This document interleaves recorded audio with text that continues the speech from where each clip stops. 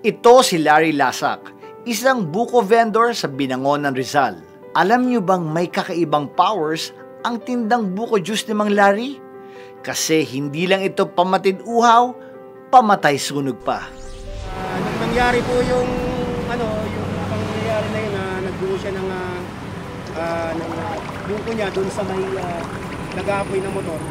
Ay hindi po siya nagkalangan na kasi umahabol naman kami lahat eh. Hindi niya naisip na mawawalan yung pamilya niya. Pag binuhos niya yung buko, pati yung tubig niya dyan, talagang walang katira.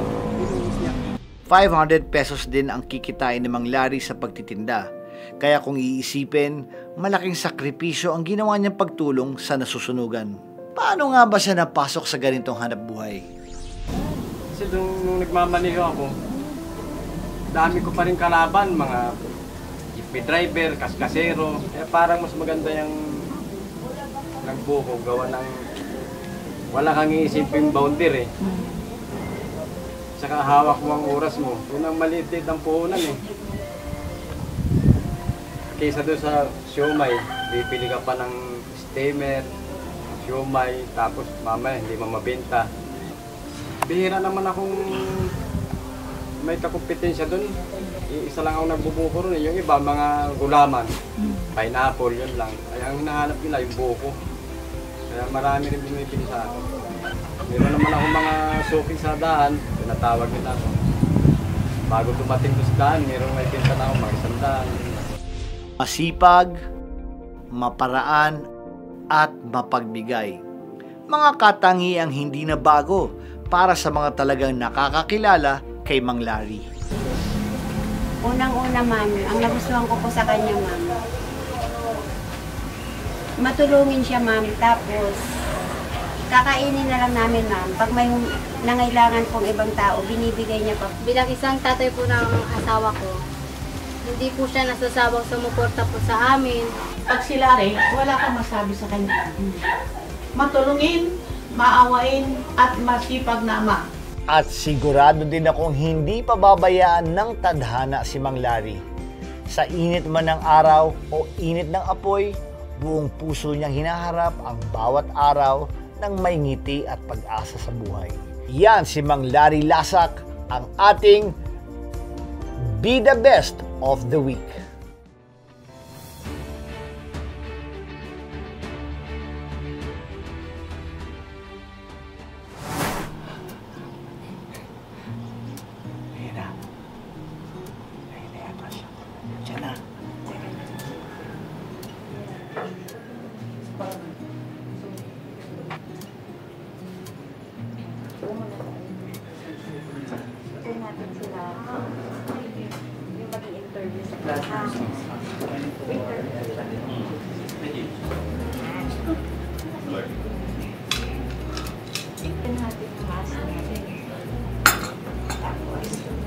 Relax ka po muna.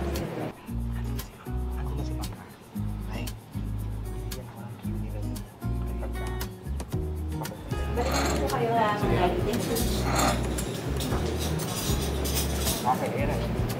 Hello? Hindi ko pa alam. Sana. Sige, tawagan kita mamaya. Sige. Hello.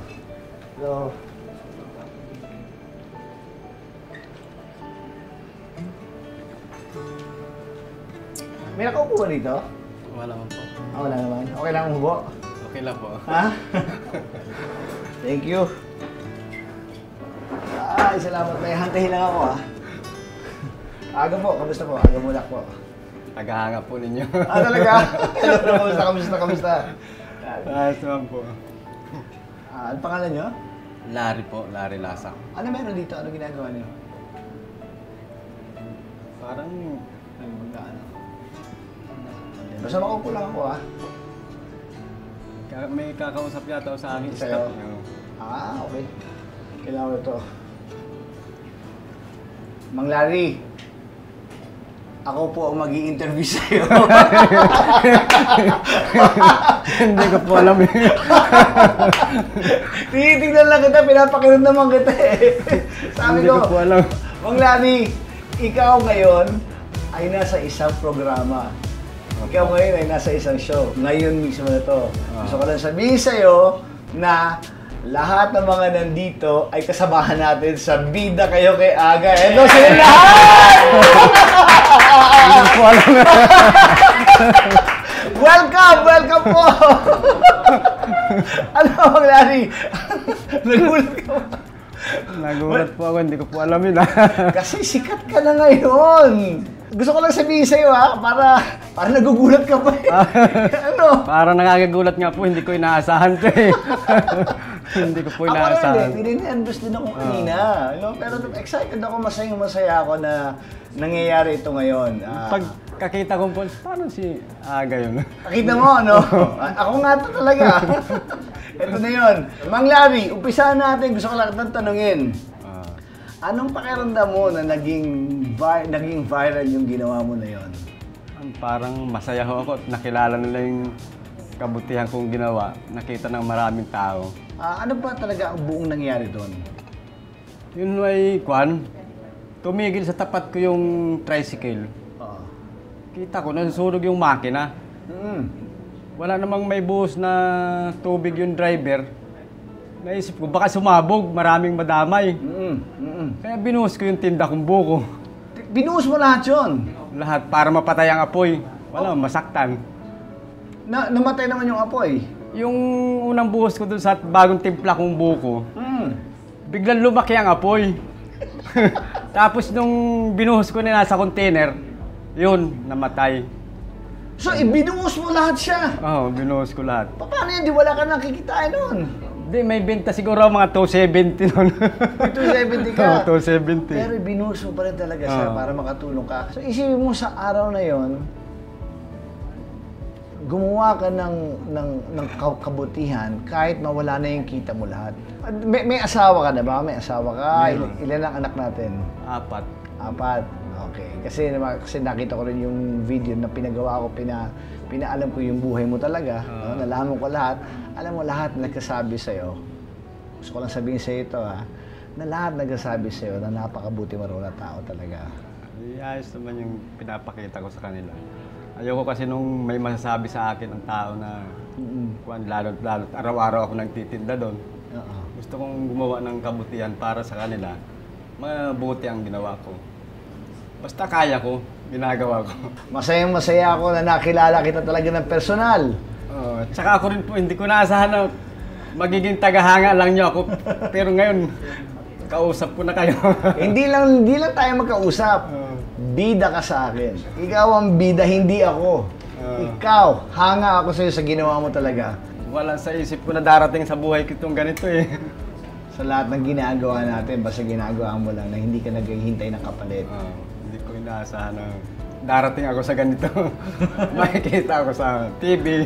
Kala ko kung sino lang magtatanong sa akin. Yung pala kayo nang hinahangaan ko. Makikita ko talaga ng personal. Maraming salamat. Wala pa rin kayong pagbabago. Ha? Gwapo pa rin. Gwapo pa rin ba? Pareho lang tayo. So, kamusta naman ang negosyo mo sa pagtitinda ng buko? Buko juice, ano? Buko juice. Nakakaraos pa naman, ayos lang. Kaya lang medyo matumal ngayon. Siguro susunod na buwan pa. Paano mo nabubuhay ang Nagtutulong-tulong na kami mag-ama. Yung 3 kong anak, nagtitinda na rin eh. So wala kayong, ang nangyayari, walang ipon talaga, pangtawid lang, gano'n, tumatawid lang. Wala, yung may naipon eh, medyo nagamit din, nagkaroon ng kaunting problema eh. Siguro hindi na itatanong sa'yo to. Anong pangarap mo sa buhay? Pangarap ko sa buhay? Marami, kaya lang parang hindi naaabutin eh. Mahirap na ang buhay ngayon eh. Hindi mo masabi. Ikaw, tatanungin kita. Libre mangarap, anong pangarap mo talagang mangyari sa buhay mo? Gusto kong pangarap sa buhay, yung magkaroon lang ako ng kahit maliit na matitiran sa amin, tapos hindi na ako upa ng bahay, makaraos sa araw-araw. Ayos na yun. So paano yan pag wala kang pera? Anong kinakain nyo? Meron naman mga kaibigan eh. Tumutulong pa rin, ano? nakaka-arouse din sa... Ganyan ang Pilipino eh, no? Oo. Tayo, no? Pagka may isang namumroblema, isang nangangailangan, parati may tumutulong. Oo. Tulad nung ginawa mo nga na yan, di ba? Merong nasunugan na gano'n. Ikaw na kapos ka rin, hindi mo na inisip, binuhos mo na lang. Di ba? Binuhos ko talaga. Ngayon, doon sa nakakuha ng litrato na yun, anong kilala mo ba siya? Hindi ko alam na may kumuha sa akin noon eh. Oo. Kinabukasan, pinahanap ako ng munisipyo ng Binangonan. Pinahanap ako kung saan ako nakatira. Yung pala may nag-video sa akin. May nag-video rin. May video yan, video at picture. Kaya nakita nila sa munisipyo, kaya nila pinahanap ako. Ngayon, andito tayo, meron ka bang mensahe para sa kanya? Dahil isipin mo, dahil sa ginawa niya na yon, nakita ka, nakilala ka ng tao, nakikita ngayon ng tao, at nakita namin lahat ang kabutihang loob mo. At umabot ka sa nandito tayo ngayon, magkausap. Sa kumuha sa akin ang video, nagpapasalamat ako ng marami sa kanya dahil kung hindi dahil sa kanya, yung kabutihang ginawa ko, hindi makikita ng marami. Alam mo, Mang Larry, kayo na pa ako tumitingin sa'yo. Alam mo, kahit ako nagiging nasisentimentohan ako sa'yo talaga dahil sa dami ng hirap na dinaanan mo, sa hirap ng buhay ngayon, nakikita ko yung ngiti mo parati, andun ka lang. Masayahin ka ng tao. Talagang ganito na ako, palatawa.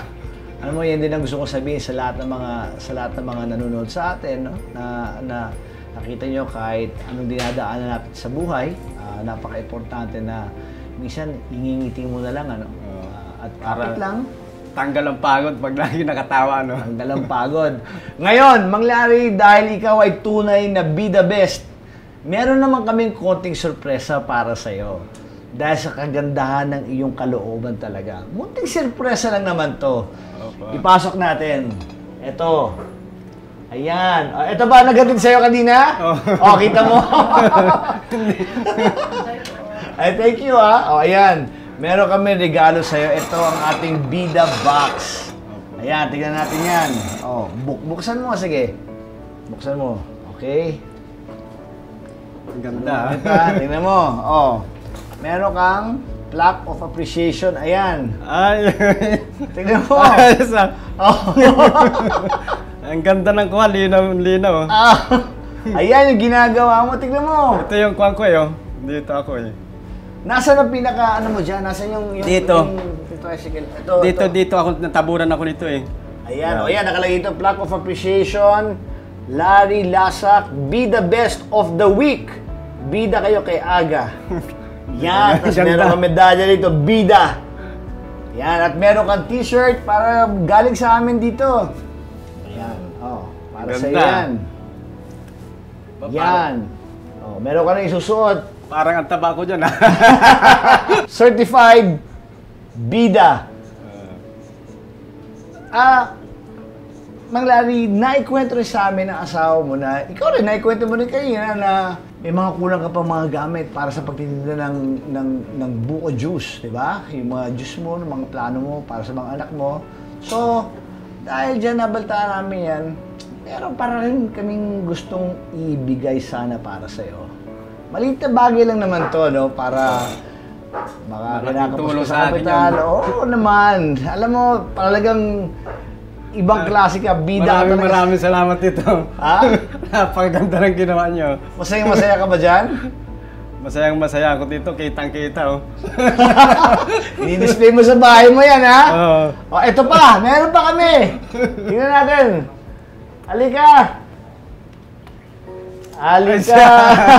Alasin natin to, ha?